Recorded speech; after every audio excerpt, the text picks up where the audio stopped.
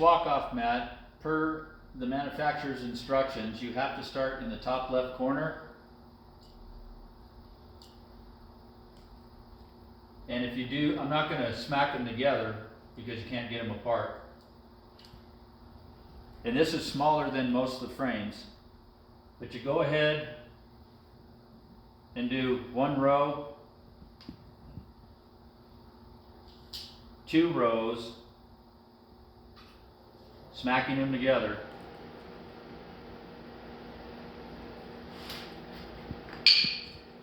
And it's best to use one of these instead of a steel hammer so you don't mar the surface. Then you can take a straight edge, come just inside your frame, a 1/16, and use your razor knife to cut it. Now, some of your frames are square like this, so then you just do another row, cut it, another row and cut it.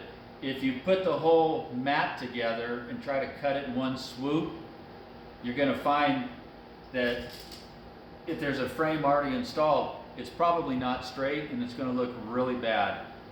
So if you do one at a time like that.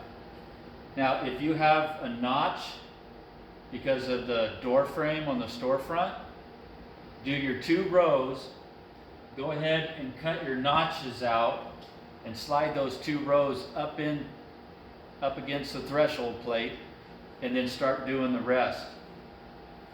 When you get down to the bottom, for example, if this is the finish, then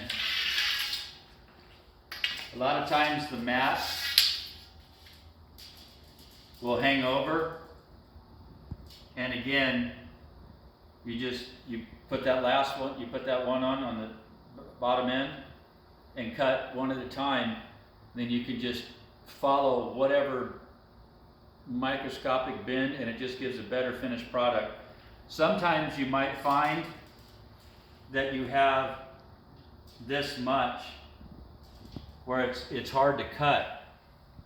If that's the case and you've got extra tile, you can cut your front to scoot the mat up a little bit and get this tile over so you can actually hang it and get a nice good cut off of it.